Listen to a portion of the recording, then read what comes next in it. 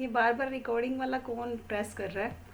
चलिए, मेरा आज का क्वेश्चन क्या है कि आप में से किस किस को ऐसा कोई चैलेंज आया है कि ओवरवेट होने की वजह से हमारे, स्पेशली मैं लेडीज़ के लिए ये क्वेश्चन है कि पीसीओएस का चैलेंज, या पीसीओएस तो नाम बहुत बड़ा है, पीरियड्स का आगे पीछे आना, किसी का बहुत जल्दी आ जाता था या किसी का बहुत लेट आ जाता था, और यहाँ क्लब में आने के बाद हमारा लाइफस्टाइल चेंज होने के बाद चेंजेस आए हैं। पहले चैलेंज हुआ करते थे किसी ना किसी को वेट बहुत ज़्यादा हो जाने की वजह से। है कोई ऐसा पर्सन? बेझिझक बताइए, क्योंकि आप लोगों का बताना दूसरे लोगों की हेल्प करके जाता है, मोटिवेट करके जाता है। आपके चैलेंजेस दूसरों को सिखाने के काम में आते हैं। कई बार कोई हम शर्म की वजह से या हेजिटेशन की वजह से नहीं एड्रेस करते, लेकिन जो आपकी जर्नी है पता नहीं कितनी और गर्ल्स को मोटिवेट करके जाएंगी, उनकी प्रॉब्लम को सॉल्व करके जाएंगी। ओके, ग्रेट, बहुत बढ़िया। चलिए, तो आज हम इसी के बारे में डिस्कस करने वाले हैं। अपने हैंड्स डाउन कर सकते हैं। चलिए, तो जो है आजकल ये चैलेंज पीसीओएस, पीसीओडी, ये वर्ड बहुत ज़्यादा सुनने में आता है।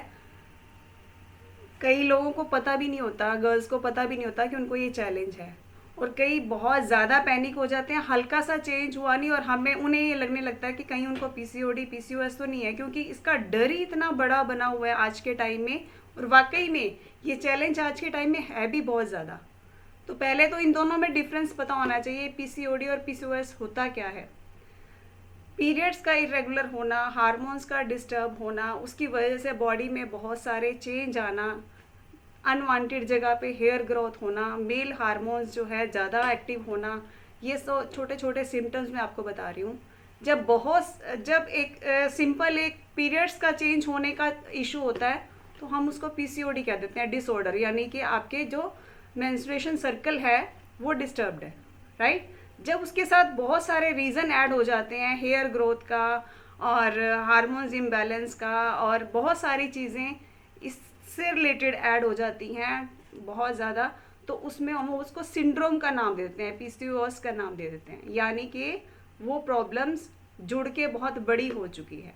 चीज़ दोनों एक ही हैं, लेकिन वो पीसीओएस जो है ज़्यादा बड़े लेवल पे आके हो जाता है, राइट। उसको ज़्यादा बड़ा लेवल हम मान सकते हैं साधारण भाषा में। तो इसके होने के रीज़न क्या हैं? आजकल ये बहुत ज़्यादा क्यों हो रहा है? आजकल हम क्यों फेस कर रहे हैं इस चीज़ को? ये नहीं कि सिर्फ लेडीज़ फेस कर रही हैं या ज़्यादा एज की गर्ल्स फेस कर रही हैं, ये कम एज में भी बहुत ज़्यादा देखने में आ रहा है। बच्चों के केस में 18-19 साल, 20 साल की एज में भी बहुत ज़्यादा देखने में आ रहा है। गर्ल्स बहुत टेंशन में रहती हैं, उनकी माएँ बहुत टेंशन में रहती हैं। तो इसका डिस्कस करना बनता था। मैं कई दिन से सोच रही थी इसके ऊपर स्पेशल एक टॉपिक किया जाए। तो आज इसके सबसे पहले हम रीज़न जानते हैं क्यों ये आजकल ऐसा है। सबसे पहला रीज़न क्या है कि हमारा जो है लाइफस्टाइल। याद कीजिए, आज से 20 साल पहले हमारा ऐसा लाइफस्टाइल नहीं था। आज के टाइम में ये लाइफस्टाइल में क्या क्या चीज़ें आ जाती हैं? हम ज़्यादातर बैठे रहते हैं, लेटे रहते हैं या खड़े रहते हैं। एक्टिविटीज़ बहुत कम हैं। खड़े रहना कोई एक्टिविटीज़ में नहीं माना जा सकता, राइट। यानी कि बॉडी का जो है वर्क मोड पे रहना, बॉडी के अलग अलग पार्ट से हमने काम लेना। मोस्टली क्या है, फ़ोन होता है हमारे हाथ में और हम लोग सिटिंग में होते हैं, लेटे हुए होते हैं, मतलब फ़ोन ही हाथ में रहता है। एक रील देखनी शुरू करी, आजकल सोशल मीडिया का टाइम है, एक रील देखनी शुरू की, दूसरी पे आ गए, तीसरी पे आ गए, चौथी पे आ गए, चलती जा रही है चलती जा रही है। 1 घंटा कब बीत जाता हमें पता ही नहीं है, हम लेटे रहते हैं। यानी कि जितना हमें बॉडी से काम लेना चाहिए, बॉडी एक मशीन है, सारे पुर्जे मूव करते हैं, लेकिन हमने क्या उनको रेस्ट मोड पे डाला हुआ है, राइट। तो सबसे पहला रीज़न अपनी बॉडी को एक्टिव रखना। या मैं कारण पे आ गई थी, कारण से साथ साथ मैं आपको इसके सॉल्यूशंस भी बीच बीच में मैं गाइड करती रहूँगी कि जो है अपनी बॉडी को हमने वर्क मोड पे लगाना है। और जो ये हमारी क्लास होती है, ये इसका बहुत बढ़िया एक अच्छा वाला क्लैप बनता है हमारे सीनियर कोचेस के लिए। उनके एफर्ट हैं ये कि हम सबको एक साथ जोड़ा हुआ है उन्होंने इस क्लास के थ्रू। तो एक बहुत बढ़िया वाली क्लैप बनती है उनके लिए, राइट।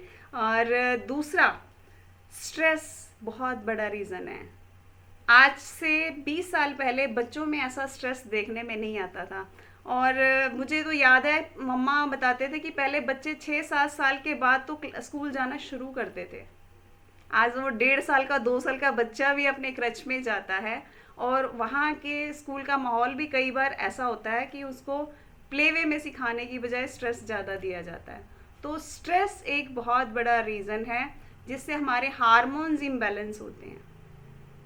और स्ट्रेस इसीलिए भी ज़्यादा बढ़ गया है क्योंकि हम ज़्यादातर जॉइंट फैमिली से सिंगल फैमिलीज़ पे आ गए हैं। हमें हमारे साथ हमारी प्रॉब्लम्स को शेयर करने वाला कोई होता ही नहीं। इवन के मम्मी पापा के पास भी हमारे पास टाइम नहीं होता कि हम आपस में एक दूसरे से प्रॉब्लम्स शेयर कर लें, अपने चैलेंजेस शेयर कर लें, हमारी जो टेंशन्स हैं या जो इमोशंस हैं आपस में शेयर कर लें, राइट।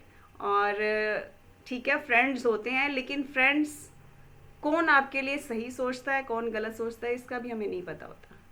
यानी कि हमने अपनी स्ट्रेस को माइंड से निकालना है। किस तरीके से निकालना है? अपने आप को या तो हम बिज़ी कर लें इतना कि स्ट्रेस के लिए टाइम ही नहीं बचे, या हम कोई ऐसा साथी ढूंढ लें जिसके साथ हम शेयर कर सकें, जो हमें मोटिवेट करे, ना कि वो हमें अपनी बेचारगी दिखाए, हम बेचारे ना बन जाए उसके सामने। ऐसा नहीं होना चाहिए।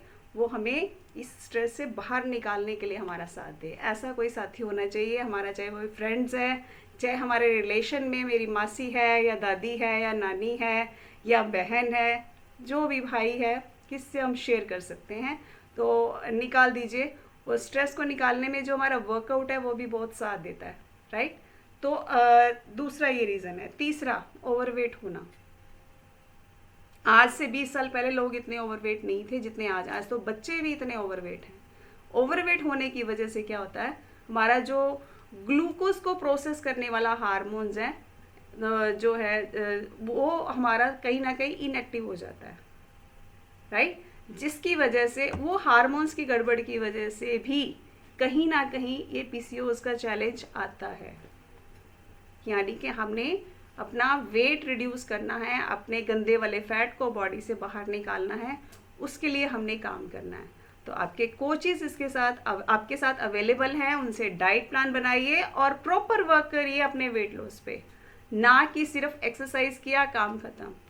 उससे कहीं ना कहीं नुकसान भी हो सकता है हमें। अगर हम सिर्फ एक्सरसाइज कर रहे हैं और डाइट पे फोकस हमारा नहीं है, अभी भी कॉल पे अगर ऐसे लोग हैं कि हमें डाइट नहीं करना, हमें सिर्फ एक्सरसाइज चाहिए, तो उससे आपके हार्मोन्स और ज़्यादा भी बिगड़ सकते हैं। क्योंकि बॉडी को क्या चाहिए, कितना चाहिए, वो हम नहीं दे रहे और सिर्फ वर्कआउट पे पूरा फोकस लगा रखा है। उससे भी कहीं ना कहीं यहाँ पे स्ट्रेस आएगा, क्योंकि बॉडी साथ नहीं दे रही, हम उसको धक्का कर रहे हैं, हम उसको फोर्स कर रहे हैं करने के लिए। तो कहीं ऐसा ना हो वर्कआउट कर रहे हैं हम वेट लॉस के लिए और प्रॉब्लम कहाँ आ जाए, आपके हार्मोन्स बिगड़ जाएं और कोई और बॉडी में चैलेंज आ जाए। फिर बाद में क्लास का या वर्कआउट का दोष नहीं है, हम अच्छे से 20% और 80% को फॉलो नहीं करते, दोष हमारा ही है, राइट। तो इस चीज़ को इग्नोर नहीं करिए, इसको फॉलो करिए प्रॉपर, राइट। नेक्स्ट है हमारे स्लीप डिसऑर्डर्स। नींद टाइम पर नहीं लेना। आजकल का पैटर्न है 11 बजे से पहले तो हम सोएंगे नहीं, 12 भी बज जाते हैं, कई बार 1 भी बज जाता है, फ़ोन हाथ में है तो हम लगे भी रहते हैं। खाना खाने के बाद भी कई बार क्या होता है, हम कहते हैं कि हमें नींद नहीं आई इसलिए हम फ़ोन देख रहे हैं। अगर हम फ़ोन छोड़ेंगे तो नींद आएगी ना, क्योंकि फ़ोन से जो लाइट्स निकलती हैं वो आंखों को लगता है अभी तो दिन है। उसको छोड़ेंगे, थोड़ी देर ईश्वर को याद करेंगे, माइंड भी रिलैक्स होगा और नींद भी बढ़िया से आएगी। और अभी मेडिटेशन में हमने शुरू में क्या किया, और कुछ नहीं तो हमारी आती जाती सांस पे ही हम कंसंट्रेट कर लें, नींद अपने आप आएगी, क्योंकि फोकस हमारा बाकी चीज़ों से हट जाएगा, सिर्फ उस सांस पे केंद्रित हो जाएगा, राइट। तो हमने नींद लेनी है। नींद का सही टाइम जो मैं मान के चलती हूँ, जो मेरा एक्सपीरियंस रहा है, रात को मैक्सिमम 10, 9:30, 10 के बीच में हम सो जाएं और सुबह 4 बजे हम लोग उठ जाएं। बेस्ट टाइम है क्योंकि एक तो सुबह का अमृत वेले का एहसास हो जाता है।